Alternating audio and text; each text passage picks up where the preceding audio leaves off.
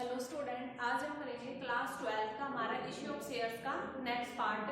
देखिए हमारा issue of share start हो रखा है, जिसमें हमने कई टॉपिक हम पढ़ के आ चुके हैं। मेन टॉपिक हो चुका है। अभी मैं आपको कुछ एक एग्जांपल समझा रहा हूँ, जिसकी मदद से आपको अच्छे से समझ में आ जाएगा पूरा चैप्टर। तो एक एग्जाम्पल मैं आपको समझा रही हूँ, जिसमें क्या दे रखा है कि एक कंपनी है जिसने 10,000 इक्विटी शेयर्स इश्यू किए हैं एट द रेट 10 ईच के ऊपर, ठीक है, एट द रेट 100 ईच के ऊपर इश्यू किए हैं उसने। और कैसे इश्यू किए हैं वो मंगा रहा है एप्लीकेशन एंड अलॉटमेंट के ऊपर 50 रुपीज। उसके बाद फर्स्ट कॉल के ऊपर मंगा रहा है वो 25 रुपीज और सेकंड कॉल के ऊपर वो मंगा रहा है 25 रुपीज, यानी कि 100 रुपीज। इस तरह से उसने कॉल की है। सभी के अमाउंट आ चुकी है। एक मेंबर है जिसके पास 400 शेयर्स हैं, did not pay the second call and the shares are duly forfeited। एक व्यक्ति था जिसके पास 400 शेयर्स थे, उसने सेकंड कॉल पे अमाउंट पे नहीं करी, ठीक है, इसकी ये अमाउंट इसने पे नहीं करी और उसके शेयर्स को क्या कर लिया, फॉरफिटेड कर लिया, ठीक है, फॉरफिटेड कर लिया। और उसके बाद है 300 ऑफ विच, इन 400 शेयर्स में से जो है 300 री इश्यू कर दिए। इनकी जब तो किए थे 400 शेयर, लेकिन री इश्यू किए हैं सिर्फ 300 शेयर से। उसके बाद है reissue as fully paid up at the rate 80 per share, ठीक है, reissue as fully paid up at the rate 80, ठीक है, यानी कि फुली पेड अप मानते हुए 80 रुपए का एक शेयर के रूप में इसको री इश्यू किया है। आपको जनरल एंट्री समझानी है। तो देखिए आप ऊपर की स्टार्टिंग एंट्री का आप इजीली कर लोगे, bank account, debit to share application to share capital, ये तो हमें इजीली आती है। हम बात करते हैं जहां से कंपनी ने जब्त किया था वहां से, ठीक है, क्योंकि जब शेयर सेकंड कॉल अमाउंट हम मंगाएंगे, शेयर सेकंड कॉल, उस टाइम पे हमें पता है हमारा क्या था, 10,000 शेयर्स थे, 25 रुपए का सेकंड कॉल थी, उसमें से लेस कर देंगे हम क्या, 25 रुपए 400 शेयर्स के ऊपर नहीं आए, ठीक है, तो 25 इस तरह से, ठीक है, यानी कि इतनी अमाउंट आनी थी जिसमें से हमारे पास कितनी नहीं आई, 10,000 अमाउंट नहीं आई। या दूसरा तरीका ऐसे कि मैंने बता रखा 10,000 शेयर्स थे, उसमें से लेस कर दो 400 शेयर्स, ठीक है, सिर्फ इतने ही शेयर्स के ऊपर 25 रुपए की सेकंड कॉल आई है। तो आपके ऊपर डिपेंड है, आप अमाउंट के बाद लेस करते हो या फिर शेयर से शेयर्स को लेस करते हो। उसके बाद देखिए आप ये तो एंट्री करोगे, अब हम जब्त करने की एंट्री करते हैं, ठीक है, तो शेयर्स को जब्त करने की एंट्री हमारी क्या होती है, शेयर कैपिटल अकाउंट डेबिट। हमने जब्त किए 400 शेयर्स और उसने कितने रुपए की डिमांड कर चुका, वो 100 रुपए की, ठीक है। उसके बाद टू शेयर, किसके पैसा नहीं आया, किसका पैसा नहीं आया, सेकंड कॉल का, तो to share second call account credit, इनकी 400 रुपए के ऊपर, 400 शेयर्स के ऊपर 25 रुपए हमारे नहीं आए हैं, ठीक है। उसके बाद है हमारा to share forfeiture account, to share forfeiture account, यानी कि 400 शेयर्स के ऊपर कितना पैसा आ चुका है, कितना पैसा आ चुका है, 50 ही और 25 ही 75 रुपए आ चुके हैं, ठीक है, 30,000, ठीक है, 30,000 रुपए हमारे पास आ चुके हैं। तो ये तो हमारा हो गया फॉरफीचर का। अब हमने इनको री इश्यू भी किया है, तो री इश्यू के लिए हमारी एंट्री क्या हो जाएगी, bank account debit to share capital account credit. तो देखिए बैंक अकाउंट डेबिट कितना जाएगा, हमने री इश्यू सिर्फ 300 शेयर्स किया है और कितने के ऊपर, 80 रुपए का एक शेयर री इश्यू किया है, ठीक है, और लेकिन फुली पेड अप है, यानी कि शेयर कैपिटल में से तो 100 रुपीज के शेयर्स के रूप में गए हैं, ठीक है। तो हमारे पास क्या आ जाएगा, उसके बाद अब बचे हुए 20 रुपए का क्या, बचा हुआ 20 रुपए कंपनी ने क्या दिया है, डिस्काउंट दिया है, ठीक है, फुली पेड अप 100 का शेयर 80 में री इश्यू किया, यानी कि उसने डिस्काउंट दिया है। और जब कंपनी जो शेयर जब्त करते हैं उनको री इश्यू करती है डिस्काउंट पे, तो डिस्काउंट के अमाउंट कहां से जाते हैं, फॉरफीचर से, ठीक है। देखते हैं कि क्या जो 300 शेयर्स के ऊपर उसने जो 20 रुपए का डिस्काउंट दिया है, ठीक है, जो 300 के ऊपर 20 रुपए का डिस्काउंट दिया है, क्या वो सारी अमाउंट वहां से चली जाएगी या नहीं जाएगी, उसके पास इतने पैसे है भी या नहीं है, ठीक है, वो हम देखेंगे। तो हमारा देखिए फोरफीचर अकाउंट में हमारे पास कंपनी के पास कितना पैसा, 30,000 रुपए है कंपनी के पास, लेकिन ये पैसे किसके हैं, 400 शेयर्स के हैं, ठीक है। तो हम निकालेंगे फोरफीचर अमाउंट ऑफ 400 शेयर्स, कितनी है, 400 शेयर्स की जब्त की हुई अमाउंट कितनी है, 30,000, ठीक है, जब्त की हुई अमाउंट है 30,000। अब फोरफीचर अमाउंट ऑफ 1 शेयर, 1 की कितनी आ जाएगी, 30,000 डिवाइड बाय 400, लेकिन हमने री इशू कितने किए हैं, सिर्फ 300 शेयर री इशू किया हमने, 400 तो किए ही नहीं, तो 300 के हिस्से में कितनी अमाउंट आएगी, मल्टीप्लाई में 300, ठीक है।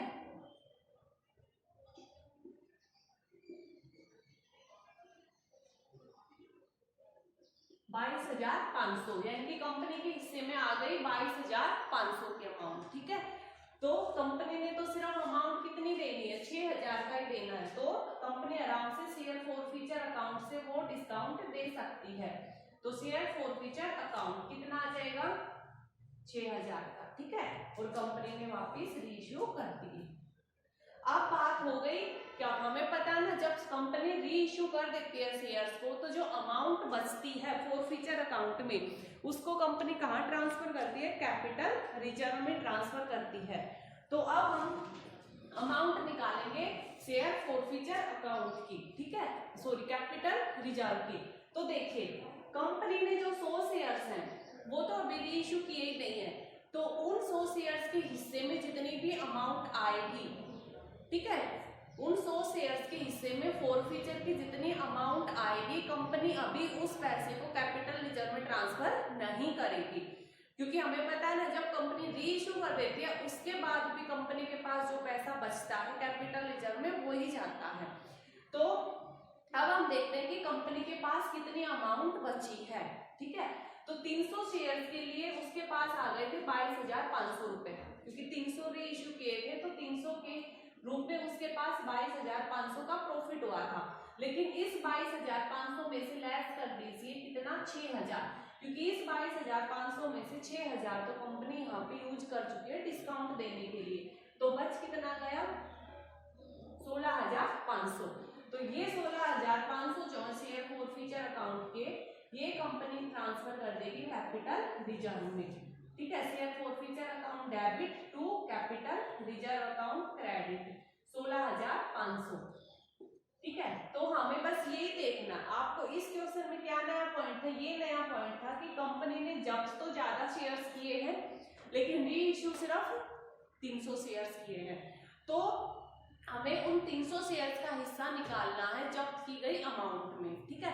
तो फोरफीचर की जितनी भी अमाउंट आती है उसमें हम उन 300 शेयर्स का हिस्सा निकाल लेंगे, क्योंकि कैपिटल रिजर्व में तो इसी का हिस्से की जो बैलेंस बचा है वो जाएगा। तो हमने 300 का हिस्सा निकाल लिया, 22,500 आए हैं, ठीक है। बाकी की अमाउंट अब उन 100 शेयर्स का हिस्सा है, वो जब उनको री इश्यू करेंगे तब काम आएगी, ठीक है। तो ये नया पॉइंट था इस क्वेश्चन में। उसके बाद नेक्स्ट एग्जांपल अगर मैं आपको समझाऊं तो देखिए,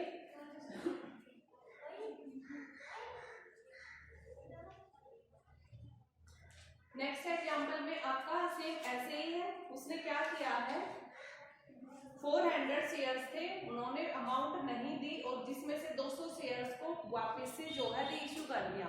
तो सेम ऐसे ही 400 शेयर्स है, 400 में से 200 को री इश्यू किया है, आप इजीली कर लोगे, ठीक है। अब आपको एक और क्वेश्चन कराती हूँ मैं, जो थोड़ा सा आपको अच्छा है, इंटरेस्टिंग क्वेश्चन है, ठीक है।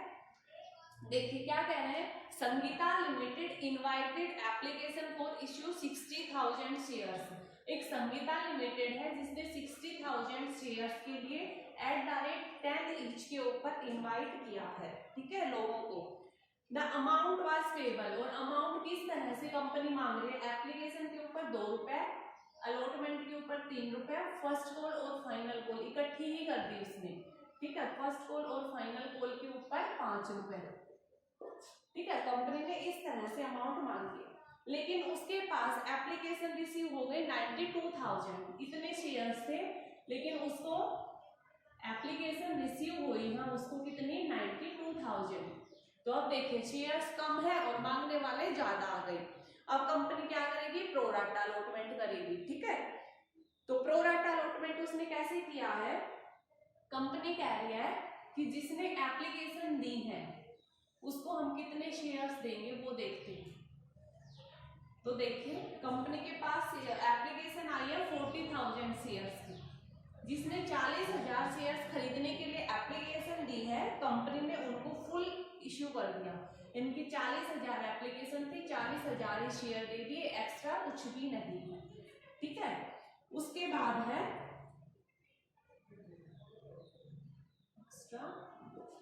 उसके बाद है देखिए एप्लीकेंट फॉर 50,000 शेयर्स, जिसने जिन लोगों ने 50,000 शेयर्स के लिए एप्लीकेशन दी है, कंपनी ने उनको दिया है 40%।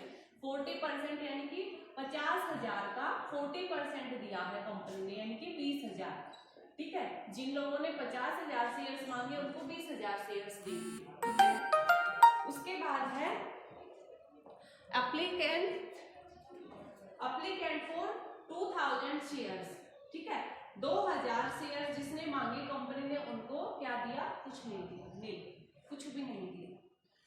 तो अब हम देखते हैं एक्स्ट्रा यहाँ पे कितना आया। एक्स्ट्रा शेयर्स के लिए अमाउंट 50 के लिए मांगा था, 20,000 दिए हैं, यानी कि एक्स्ट्रा 30,000 शेयर्स के लिए उन्होंने और डिमांड करी थी। तो इन 30,000 एप्लीकेशन के ऊपर वो 2 रुपए तो भेज ही चुके थे ना। ठीक है, 2 रुपए तो वो भेज ही चुके थे एप्लीकेशन के टाइम पर। इसी तरह से इन 2,000 के ऊपर कंपनी के पास 2 रुपए तो आ ही चुके थे। तो ये जो 4,000 है ये तो बैंक क्या करेगा, रिटर्न करेगा। ये 4,000 तो बैंक क्या करेगा, रिटर्न करेगा, क्योंकि इनको तो कुछ दिया ही नहीं, तो एडजस्ट कहाँ करेगा। इन 60,000 को कंपनी क्या करेगी, एडजस्ट कर देगी on allotment, adjustment on allotment. तो अब हम एक बार अलॉट भी करके देख लेते हैं, क्योंकि कई बार क्या होता है कि अलॉटमेंट में एडजस्ट होने के बाद भी अमाउंट काफी बच जाती है, तो फिर हम उसको फर्स्ट कॉल पे एडजस्ट कर लेंगे। तो देखिए 20,000 शेयर्स है। ठीक है, 20,000 शेयर्स के ऊपर अलॉटमेंट की अमाउंट कितनी है, अलॉटमेंट अमाउंट ऑन 20,000 शेयर्स, यानी कि ये जो एक्स्ट्रा अमाउंट आई है ये इन्हीं शेयर के ऊपर एडजस्ट करेंगे ना, हम इन पे थोड़ी ना करेंगे, इनका पैसा है ये तो इन 20,000 शेयर्स वालों को जब अलॉटमेंट मंगाएंगे तो 3 रुपए के अलॉटमेंट वो देंगे। तो 20,000 शेयर्स के ऊपर अलॉटमेंट है 3 रुपए की, 60,000। ठीक है, और कंपनी के पास एक्स्ट्रा में कितना पैसा है, 60,000 है, तो पूरा का पूरा एडजस्ट हो जाएगा। एडजस्टेबल अमाउंट, एडजस्टेबल अमाउंट कितनी है, 60,000 की। बैलेंस क्या बचा, कुछ नहीं, यानी कि सिर्फ इतना ही एक्स्ट्रा पैसा आया है जो अलॉटमेंट तक एडजस्ट होगा, फर्स्ट कॉल तक एडजस्ट करने की जरूरत नहीं है, ना उनको वापस देने की जरूरत है। अब हम बात आगे करते हैं, आगे पॉइंट आएगा 1,08,000 was realised on account of allotment. हमें यानी कि कंपनी को अलॉटमेंट के टाइम पे 1,08,000 रुपए मिले हैं। ठीक है, यहाँ पे उसने ये नहीं बता रखी कि कितने शेयर्स वालों ने अलॉटमेंट नहीं दी या क्या कुछ, किस किस ने अलॉटमेंट की अमाउंट पे नहीं करी, उसने अमाउंट दे रखा है। तो हमें यहाँ पे निकालना पड़ेगा कि कितने लोगों ने शेयर्स अलॉटमेंट की अमाउंट नहीं दी। ठीक है, वो हम कैसे करेंगे, अभी उसी पे चलते हैं। तो ये समझ में आ गया। अब हम जर्नल एंट्री यहीं से करते हैं स्टार्ट। ठीक है, ये हमारा वर्किंग नोट था। अब हम अपनी एंट्री स्टार्ट करते हैं। सबसे पहले bank account debit to share application. तो देखिए एप्लीकेशन की अमाउंट तो 92,000 पे आई है। ठीक है, भले ही कंपनी के पास 8,000 शेयर थे, लेकिन स्टार्टिंग में एप्लीकेशन अमाउंट तो इतने के ऊपर ही आई है, 92 के ऊपर ही। तो ये हमारी एंट्री हो जाएगी। उसके बाद नेक्स्ट हमारा share application account debit, next है हमारा share application account debit to share capital account credit to, क्योंकि शेयर अलॉटमेंट अकाउंट क्रेडिट, और हमने वापस भी करी है बैंक रिटर्न भी हमारा, तो टू बैंक।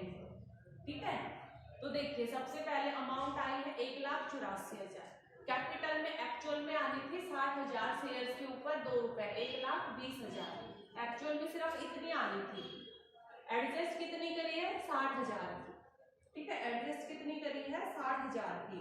उसके बाद बैंक रिटर्न कितना गया है 4,000 का। तो ये हमारी एंट्री हो जाएगी एप्लीकेशन के टाइम पे। ठीक है, फर्स्ट एंट्री समझ में आ गई। मैं यहाँ पे आपको एक एक एंट्री करके बता रही हूँ ताकि ये टेबल आपके साथ में रहे। तो नेक्स्ट हम अलॉटमेंट की एंट्री करेंगे। तो share allotment account debit to share capital account credit. तो देखिए सबसे पहले जब अमाउंट ड्यू करेंगे तब तो 60,000 शेयर्स के ऊपर अलॉटमेंट कितना 3 रुपए का, 1,80,000 रुपए आने चाहिए थे अलॉटमेंट के टाइम पर। एक्चुअल में कितने पैसे आए हैं वो हम देखते हैं। एक्चुअल में आए कंपनी के पास bank account debit to share allotment account credit. Actual में कंपनी के पास अलॉटमेंट के टाइम पे कितने पैसे आए वो इसने बता रखा है, हमें निकालने की जरूरत नहीं, इसने बता रखा 1,08,000 रुपए आए कंपनी के पास। ठीक है, तो 1,08,000 रुपए आए। अब हम देखते हैं कि किसने अलॉटमेंट की अमाउंट नहीं दी। तो एक छोटा सा वर्किंग नोट है यहाँ पर भी। तो सेकंड वर्किंग नोट हम तैयार करते हैं। देखिए total amount on allotment. Allotment की टोटल अमाउंट 1,80,000 थी। ठीक है, 1,80,000। इसमें से लेस कर देंगे हम रिसीव अमाउंट। रिसीव कितनी हो गई हमें 1,08,000।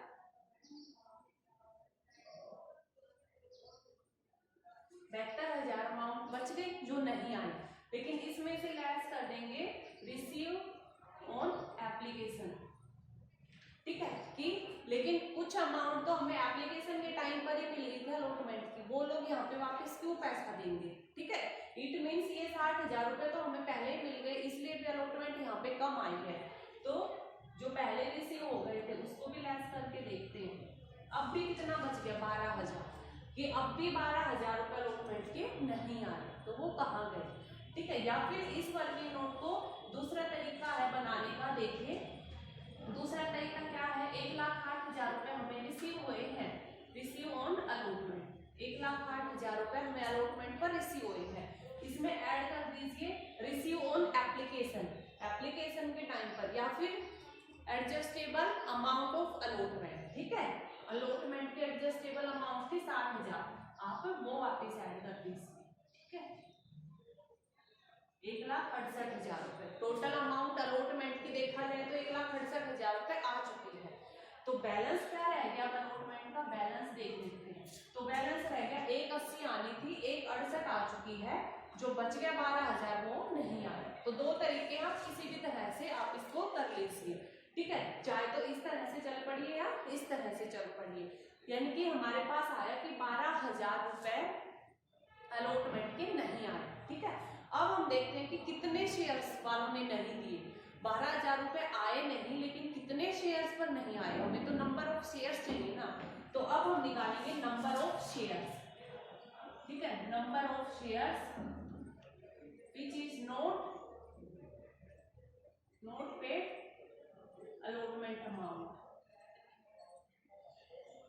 ठीक है, वो नंबर ऑफ शेयर्स निकालेंगे जिन्होंने अपनी अलॉटमेंट नहीं दी। तो वो कैसे निकलेगा, देखिए अलॉटमेंट कितने की नहीं आई 12,000 रुपए, टोटल 12,000 रुपए नहीं आया, और अलॉटमेंट की अमाउंट थी 3 रुपए।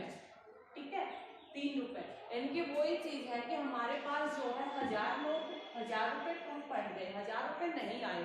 ठीक है, और जिस व्यक्ति ने हमें देने थे 1,000 रुपए वो हमें 10-10 के नोट देना था, तो यानी कि हमारे पास कितने नोट कम है, 100 नोट कम है। ठीक है, तो यानी कि टोटल अमाउंट 12,000 की थी, और जो एक शेयर की कीमत है अलॉटमेंट के टाइम पे वो 3 रुपए।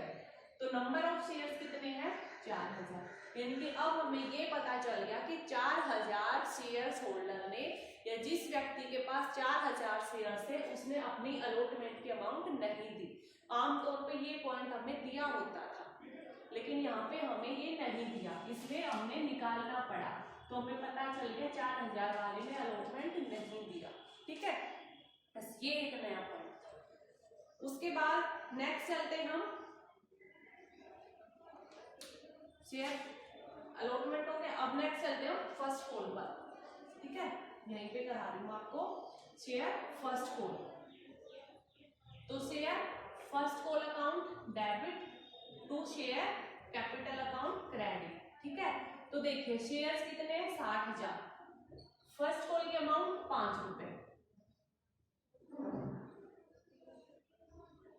3 लाख। ठीक है, 3 लाख रुपए आने चाहिए थे।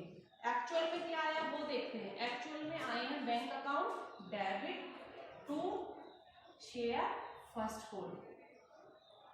ठीक है, एक्चुअल में जो आए हैं वो इसने दे रखी है। एक्चुअल में आए हैं 2,50,000 रुपए। ठीक है, एक्चुअल में आए हैं 2,50,000 रुपए, 2,50,000। तो यानी कि 3 लाख आने थे, 2.5 लाख आए हैं, तो कितने नहीं आए 50 लाख, सॉरी 50,000 नहीं आए। तो देखिए 50,000 शेयर्स पे 50,000 रुपए नहीं आए, 50,000 रुपए नहीं आए। शेयर की कीमत है 5 फर्स्ट कॉल की, यानी कि 10,000। नंबर ऑफ शेयर कितने 10,000।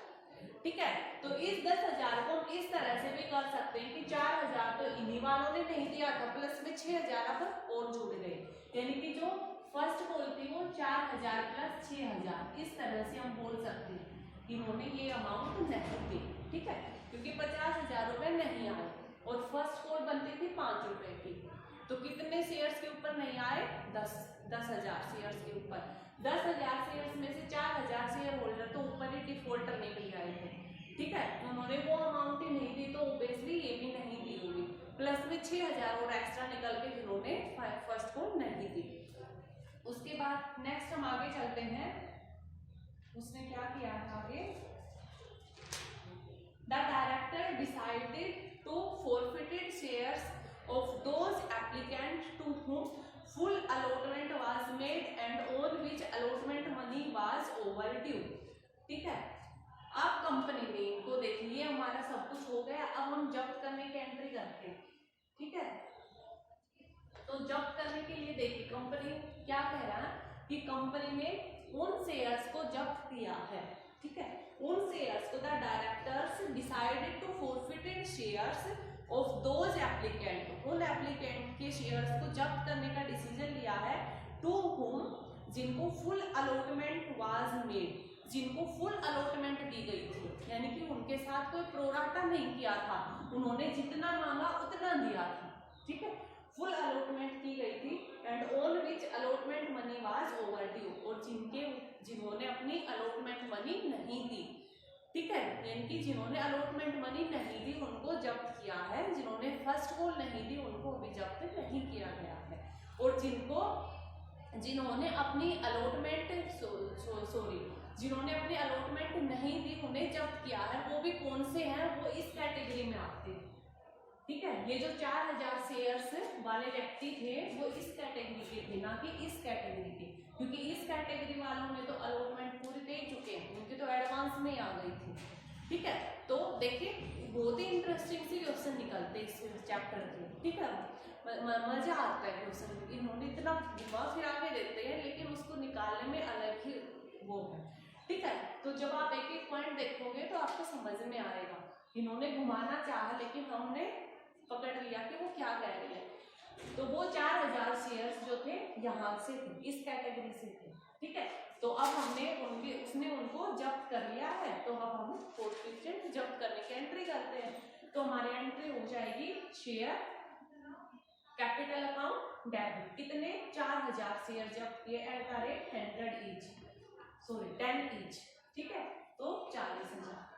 उसके बाद है टू शेयर अलॉटमेंट, किसकी अमाउंट नहीं आई, अलॉटमेंट की अमाउंट नहीं आई। 40,000 शेयर के ऊपर अलॉटमेंट कितने का था 3 रुपए का, 1,20,000।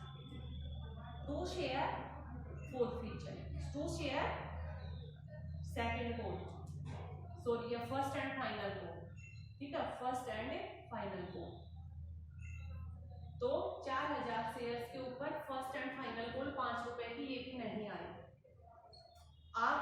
गई है उसको फोरफिट कर लेते हैं। 2 शेयर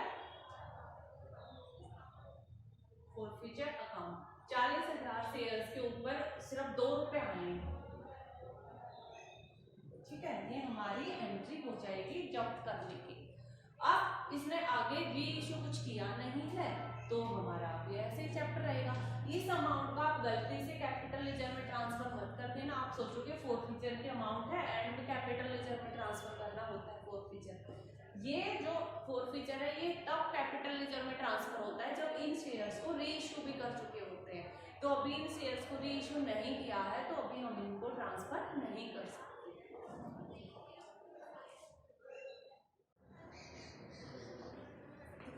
एक और आपको मैं एग्जांपल समझाती हूँ, ठीक है। थोड़ा सा एग्जांपल में तो किसी में भी कुछ नहीं है, थोड़ा सा घुमा रखा है तो मैं आपको वो भी क्लियर करा देती हूँ। देखिए एक कंपनी है, ठीक है, ये हमारा 27 एग्जांपल। एक कंपनी है, ठीक है, जिसके अथोराइज्ड कैपिटल है 2 लाख रुपए। उसने इस 2 लाख रुपए के अथोराइज्ड कैपिटल को शेयर्स में इश्यू कर रखा है, ठीक है, और एक शेयर है 10 रुपीज का। तो कितने शेयर्स हो गए, नंबर ऑफ शेयर्स हम निकाल लेंगे। टोटल 2 लाख की 10 रुपीज का एक शेयर है, यानी कि 20,000 नंबर ऑफ शेयर्स है, ठीक है, सिंपल। उसके बाद है देखिए इस 20,000 नंबर ऑफ शेयर्स में से कंपनी ने एक बिल्डिंग खरीदी है किसी वेंडर से और उसको जो है 6,000 शेयर्स दे दिए ऐसे फुली पेड है, ठीक है। तो कंपनी ने 6,000 के शेयर्स तो यहीं पर दे दिए, तो कंपनी के पास कितने नंबर ऑफ शेयर्स बच गए, 14,000, क्योंकि 20,000 शेयर्स थे, 6,000 उसको दे दिए, कितने बच गए, 14,000 के शेयर्स। अब देखिए कंपनी ने 14,000 को इश्यू कर दिया, तो ये हमारा है इश्यू, ठीक है, इश्यू अमाउंट है। उसके बाद है हमारा एप्लीकेशन रिसीव्ड, लेकिन कंपनी ने इश्यू किए लेकिन लोगों ने सिर्फ 8,000 शेयर्स के लिए एप्लीकेशन भेज दी है, बहुत कम लोगों ने एप्लीकेशन भेजी है, ठीक है। तो उसके बाद हमारा आता है एप्लीकेशन रिसीव्ड 8,000 शेयर्स। अब कंपनी ने इन शेयर्स के ऊपर भी, क्योंकि अमाउंट तो 10 रुपीज का एक शेयर है, लेकिन कंपनी ने अभी होल्ड अप अमाउंट कितनी रखी है, 6 रुपए। सिर्फ कंपनी अभी 6 रुपए ही मंगवा रही है, और वो 6 रुपए में किस तरह से मंगवा रही है, एप्लीकेशन पर 3 रुपए, अलॉटमेंट पर 1, फर्स्ट कॉल पर 3, सेकंड कॉल पर 1 रुपए, ठीक है। तो टोटल 6 रुपए मंगवा रही है, ठीक है, 3 1 1 1, ठीक है। अब देखिए अब यहाँ पे उन्होंने थोड़ा सा अलग तरीके से हमें बता रखा है। कई बार तो हमें साफ होता है कि इतने शेयर्स वालों ने अलॉटमेंट नहीं दिया, यहाँ पे हमें ऐसे नहीं बता रखा है। हमें बता रखा है कि जिन्होंने 6,000 शेयर्स खरीदे थे उन्होंने पूरा का पूरा 6 रुपए की पेमेंट कर दी, ठीक है। जिन्होंने 1200 शेयर्स खरीदे थे उन्होंने पेमेंट करी है सिर्फ 5 रुपए की, ठीक है। तो अब हम देखते हैं कि इन 1200 शेयर्स के ऊपर 5 रुपए आ रहे हैं, तो इनके ऊपर क्या नहीं आ रहा, सेकंड कॉल नहीं आई, फर्स्ट कॉल नहीं आई, क्या नहीं आया। तो आप काउंट करिए 5 रुपए कहाँ तक पूरे होते हैं। तो कभी भी ऐसे मत चल पड़ना काउंट करने की 1 2 3 3 ऐसे ऊपर से नीचे, क्योंकि सबसे पहले तो कंपनी एप्लीकेशन ही मंगाएगी ना, तो 3 रुपए ये आ चुके, फिर कंपनी ने अलॉटमेंट का 1 रुपया मंगाया होगा तो 1 रुपया ये आ चुका 4, और 1 रुपया ये आ चुका 5, यहाँ तक 5 रुपए हो गए। और इन 1200 ने 5 रुपए दिए, तो यानी कि इन्होंने ये अब पैसा नहीं दिया 1 रुपया, तो इन 1200 के ऊपर 1 रुपया नहीं आया किसका, सेकंड कॉल का। तो यानी कि कितनी अमाउंट नहीं आई, 1200 मल्टीप्लाई में 1, ठीक है।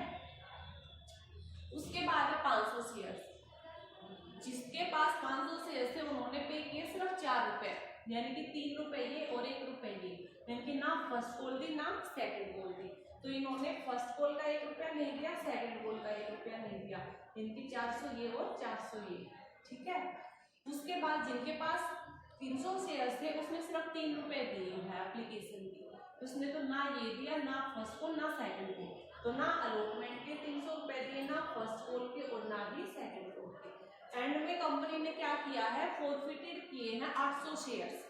तो अब आप कहोगे कि कौन से 800, इस वाले 800, ये 500 और 300, इसमें से किस में से। उसने उन 800 शेयर्स को जब्त किया है जिनके ऊपर 5 रुपए से कम अमाउंट आई है, तो इनके ऊपर तो 5 रुपए आ चुके हैं, इनको तो जब्त करेगा नहीं। इनके ऊपर 5 से कम आए हैं तो 800, इन दोनों का टोटल 800 ही बनता है, इनकी ये दोनों शेयर्स कंपनी ने जब्त कर लिए, ठीक है, इतना आपका क्वेश्चन था। अगर आपको क्वेश्चन का ये समझ में आ गया तो आप जनरल एंट्री का आप इजीली कर दोगे। री इशू इसमें अभी किए नहीं है, ठीक है। तो सबसे पहले बिल्डिंग खरीदी है, general entry building account debit to vendor.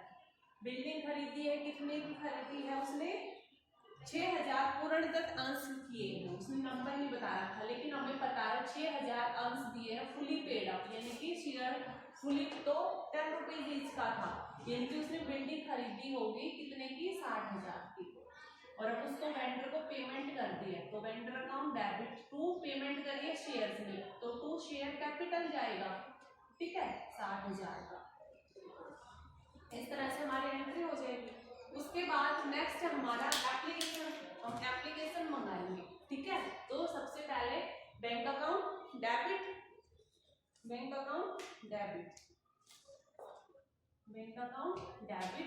To share application account credit, ठीक है। तो देखिए यहाँ पे आप गलती करोगे, 20,000 ले लोगे या तो, या 14,000 ले लोगे।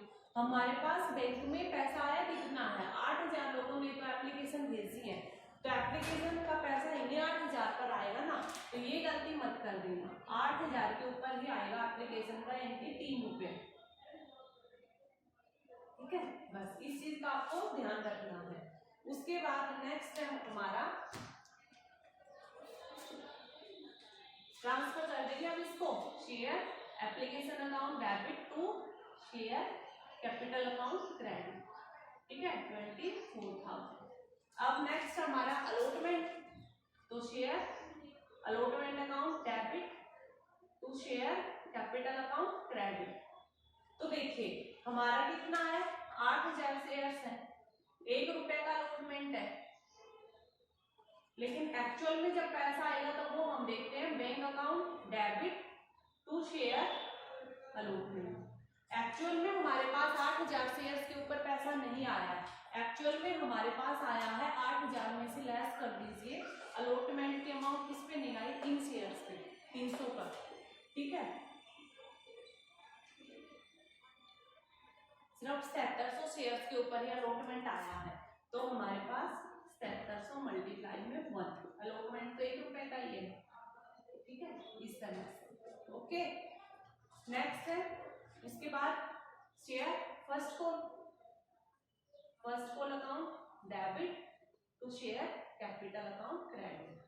तो देखिए नंबर ऑफ शेयर 8,000 है, 8,000 के ऊपर 1 रुपए का फर्स्ट कॉल है, 8,000 ही होना चाहिए था, एक्चुअल में कितने आए वो हम देखते हैं, bank account debit to share first call account debit, ठीक है।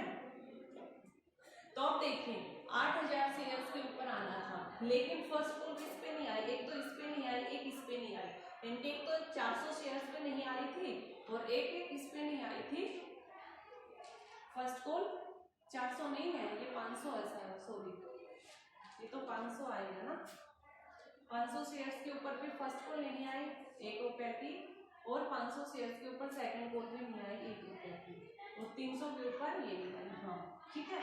तो अब हमारा फर्स्ट कॉल देखिए किस पर नहीं आया, एक तो 500 शेयर्स पे नहीं आया फर्स्ट कॉल, और एक फर्स्ट कॉल 300 पर, यानी कि 800 शेयर्स पे नहीं आया, सिर्फ 7200 शेयर्स के ऊपर हमारा फर्स्ट कॉल आया है। या आप दूसरा तरीका ऐसे भी कर सकते हो, 8,000 के ऊपर फर्स्ट कॉल 1 रुपये 8,000 आना था, लेकिन इसमें से लेस कर दीजिए, एक तो 500 शेयर्स के ऊपर 1 रुपया नहीं आया और एक 300 शेयर्स के ऊपर 1 रुपया नहीं आया, ठीक है, 500 और 300, तो आप दोनों में से कोई भी तरीका अपना सकते हो, ठीक है। तो कितना आ जाएगा, 7,200, ठीक है। या फिर जैसे यहाँ पे पॉलिसी इन एरियर का अकाउंट भी हम ओपन कर सकते हैं, जो कि हमने 2 मेथड देखे थे।